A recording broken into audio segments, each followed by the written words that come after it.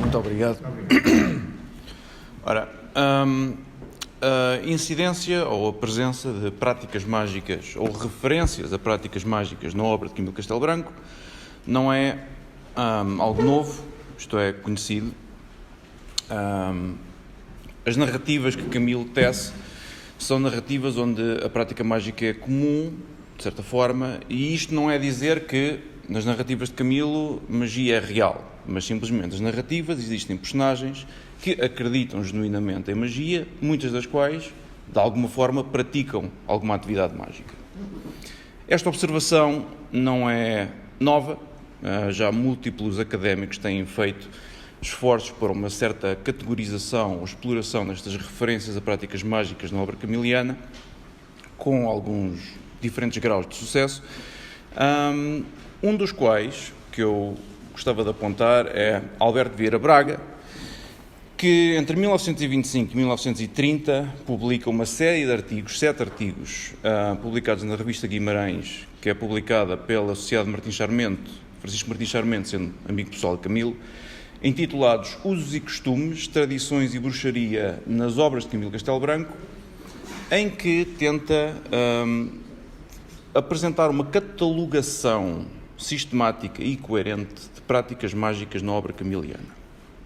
Infelizmente, estes 7 artigos, ainda que riquíssimos, o estudo aparenta não estar acabado. O 7º artigo sugere que haveria um 8º e muitos mais por aí além, mas ainda assim ele acaba por recolher uma quantidade notável de instâncias e apresentá-las. E não só isto, estes artigos, é preciso notar, Alberto Vieira Braga era um antropólogo e, para além de práticas mágicas, ele acaba por colecionar outros elementos de cultura popular, como ditados ou expressões locais, que eu pessoalmente não poria na mesma categoria que práticas mágicas, embora compreenda que, de uma perspectiva antropológica, se estamos a analisar a cultura popular, que é onde o trabalho de Camilo mais se desenvolve, é realmente perigoso e às vezes até deformador fazermos partições dentro desta cultura. Práticas mágicas, magia popular,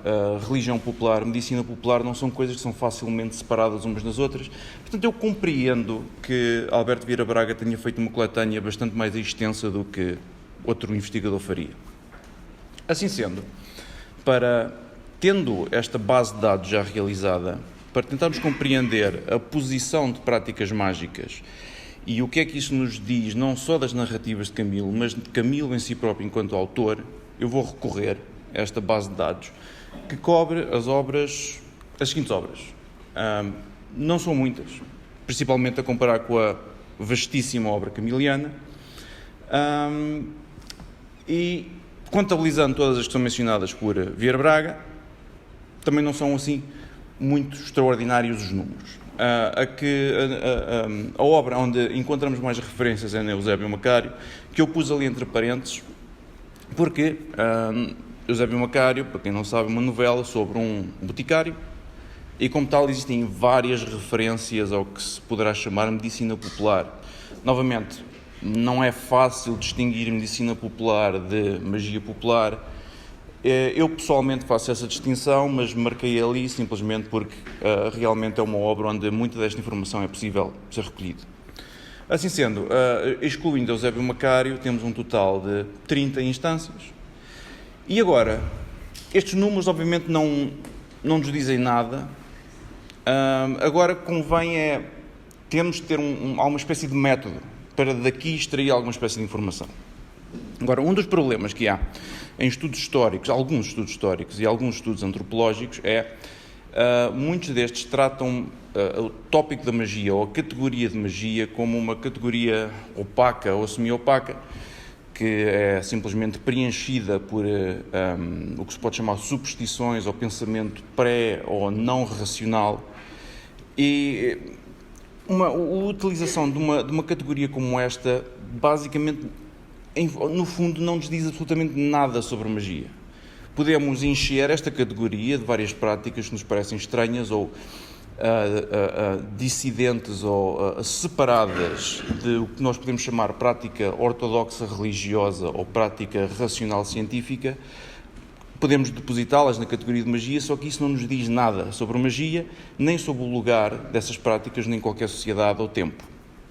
Assim sendo, eu tenho um método bastante simples para distribuir práticas mágicas que nos permitem extrair algo mais delas. E isto é meramente distribuir práticas mágicas ao longo de 2 eixos. Um eixo geográfico, oscilando entre o rural e o urbano, e um eixo socioeconómico, oscilando entre o popular e o letrado, sendo que a coisa mais importante aqui a reter é que se eu estou a falar de cultura letrada, é a cultura que é distribuída ou disseminada principalmente através de literatura, e cultura popular é disseminada essencialmente através de uma de oralidade. Assim sendo, agora distribuindo todas estas práticas mencionadas por estas quatro categorias, magia popular rural, magia letrada rural, magia popular urbana e magia letrada urbana, temos que a esmagadora maioria delas cai em magia popular rural. Inclusive, se eu tivesse que incluir as referências em Eusébio Macário, elas que iriam aqui também, portanto, a remoção dessas referências não deforma os dados. Agora, isto obviamente não é surpreendente. Muitas das narrativas de Camilo têm como papel de fundo uma cultura rural e local, portanto, é normal esta ser a dominante. Seguidamente, temos 2 referências à magia letrada rural e, por fim, 10 referências à magia popular urbana, todas elas no Cavar em Ruínas, não só no Cavar em Ruínas, mas num capítulo específico do Cavar em Ruínas. Agora, vamos analisar cada uma destas individualmente. Magia popular rural, o que é que são as referências de Camilo? Primariamente é de fumadores, o que tem mais incidência. Ele dá algumas receitas, sal, alecrim, algumas são tanto ou quanto ambíguas. Ele fala do fumador de São Cipriano, que eu não sei exatamente o que isso é. Nem encontrei referências em literatura não camiliana do que é algo concreto que tenha esse nome. Menções a expressores, menções a divinação, com uso de peneira, ou o que se chama uso de vozes. Isto é uma referência a algo que o José Leite Vasconcelos e o Teófilo Braga referem como andar às vozes, que é um ritual simples que se faz e que depois a pessoa dirige-se a uma janela e as primeiras palavras que ouve vindas da rua, de alguma forma traduzem a resposta sobre a pergunta que está a ser questionada. 2 benzeduras, oração mágica, novamente estamos a aproximar de questões de medicina popular, mas aqui explicitamente mais mágicas, e todas as restantes são o que se pode chamar talismãs. Contas de Azeviche, a relíquias, que é basicamente talismãs presos por um cordel, figas, novamente contas de São Cipriano, também é ambíguo, não sei o que isso é, e plantas talismânicas. Agora, analisando estas referências na obra de Camilo Castelo Branco, o que nós podemos dizer acerca delas é que isto são referências largamente passivas. Isto são referências que, largadas numa narrativa ou numa história, não requerem uma explicação ou descrição detalhada.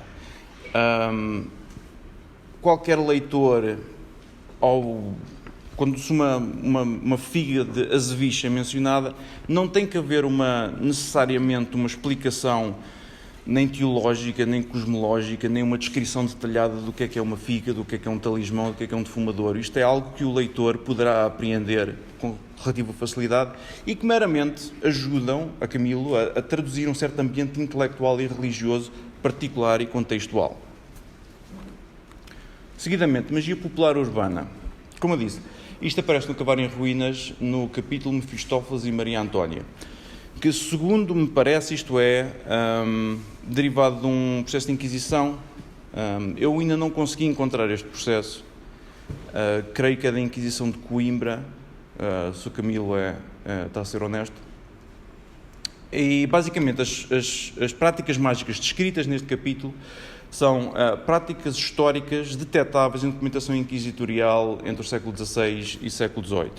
Isto é um tópico de investigação que eu tenho estado a desenvolver. Estas são referências recorrentes às mesmas fórmulas mágicas que acontecem durante estes séculos. Isto traduz essencialmente uma prática de magia comum a Espanha, Portugal e América do Sul, que acontece maioritariamente em centros urbanos e que costuma ser praticada por mulheres socialmente vulneráveis, como viúvas, prostitutas, mulheres de marinheiros e por aí fora, e que basicamente tem este estilo de magia tem as mesmas preocupações que magia popular rural, mas meramente, que são proteção física e proteção financeira, mas meramente aplicadas a um ambiente urbano que é consideravelmente mais agressivo.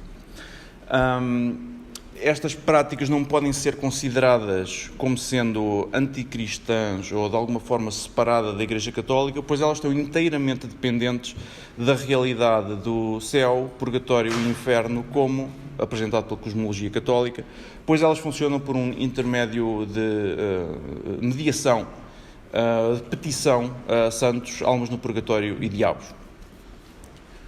Comparativamente à magia popular rural, estas referências na obra camiliana são referências ativas e caracterizantes. A descrição destas práticas fornece elementos de caracterização do personagem e contexto e traduzem uma natureza específica e notável do personagem. Isto não são meramente costumes ou hábitos ou técnicas que são aprendidas num ambiente, num certo ambiente cultural. Alguém, para saber este tipo de magia, tem que ter aprendido isto de algum lado. Isto não é algo que meramente exista. Um personagem que utiliza estas técnicas mágicas é alguém que foi iniciado, digamos, embora o processo de iniciação não exista aqui. Seguidamente, magia letrada rural. Isto aparece no Sangue e na Filha do Arcediago, uma menção em cada um. E magia letrada rural é provavelmente o estilo de magia mais difícil de identificar. Na Península Ibérica, em particular em Portugal, este está intimamente relacionado com os livros de São Cipriano, que são livros que, tendo uma natureza letrada, são livros, existem maioritariamente e são disseminados maioritariamente em ambientes rurais. O que acontece nestas duas obras é menções a sistemas de cartomância. Estes sistemas de cartomância mencionados aqui são oferecidos com um certo nível de detalhe, particularmente na Filha do Arcediago. E embora isto não esteja explícito em nenhuma destas obras, se nós pegarmos na descrição dada por Camilo, reparamos que o sistema de cartomância que está a ser descrito é exatamente o mesmo, ou extraordinariamente semelhante, ao que pode ser encontrado no livro contemporâneo de São Cipriano, que é em si próprio uma obra do século XIX. Portanto, isto indica, à semelhança do caso anterior, isto são referências ativas e caracterizantes. A descrição destes sistemas, destas práticas mágicas, fornece elementos de caracterização de personagem e contexto e traduzem um personagem, ou apresentam um personagem com conhecimento especializado do personagem e uma certa dissonância social. E eu digo dissonância social porque, na cultura portuguesa, o livro de São Cipriano ocupa uma posição complicada. É frequentemente tido como um livro maldito, particularmente em ambientes rurais. Portanto, ainda que o livro não seja explicitamente apresentado ou mencionado na obra, aparecer um personagem que tem aparentemente conhecimento do conteúdo de um livro amaldiçoado denota que é um certo outsider social. Agora, reparamos que não há, em nenhuma destas referências, nada referente a magia letrada urbana. E isto é francamente interessante, porque este estilo de magia é um que nós podemos ter a certeza, relativamente boa, que Camilo Castelo Branco tinha reais conhecimentos sobre. E eu digo isto porque, se nós formos ver o catálogo de leilão da biblioteca de Camilo Castelo Branco, reparamos que as únicas obras que ele tinha, que podem ser caracterizadas como obras sobre magia, eram de magia letrada urbana. Magia letrada urbana é basicamente um estilo de magia que é largamente internacional, é cosmopolita. Normalmente as obras são encontradas em Portugal, são produção estrangeira. Na Biblioteca de Camilo Castelo Branco ele tem algumas sobre magnetismo, escritas em francês, algumas de Allan Kardec, de espiritismo, o Dicionário Infernal do Colin de Plancy. Mas, interessantemente, tendo ele acesso direto a estas obras, ele não menciona nada que possa ser identificado com este estilo de magia nas obras dele. E isto em si próprio é uma conclusão interessante. Assim, podemos tirar 3 conclusões disto tudo. A primeira é: o uso predominante de magia popular rural por Camilo sugere-se como tendo um objetivo de fornecer textura às suas narrativas, não cumprindo particulares funções narrativas. A menção de um talismã, estando lá ou não, isto não influencia largamente, ou quase nada, a história ou os personagens, as suas atitudes. O desenvolvimento narrativo não se altera porque alguém é mencionado como tendo um talismã. Quando Camilo inclui elementos fora de um contexto popular rural e cuja menção e descrição são relevantes no desenvolvimento narrativo, este recorre a fontes escritas que são facilmente identificáveis, nomeadamente livros de São Cipriano, a documentação inquisitorial. Sempre que Camilo quer oferecer uma descrição detalhada e concreta de uma prática mágica, ele não inventa nada, ele vai buscar algo já escrito e feito e simplesmente transplanta para a obra dele. Por fim, Camilo demonstra uma considerável consciência das especificidades culturais de prática mágica, conseguindo evitar anacronismos históricos e culturais. Tendo ele acesso a livros de magia letrada urbana, ele não usa essas práticas mágicas, nem as menciona, porque, creio eu, seria completamente desapropriado numa narrativa passada largamente num ambiente rural, mencionar esses estilos de prática. Isto é uma conclusão que eu genuinamente não estava à espera quando comecei esta investigação. E denota que Camilo tem mais atenção a estes detalhes e ao nuance de prática mágica do que, se calhar, a larga maioria dos historiadores e antropólogos portugueses contemporâneos. E com isto, muito obrigado.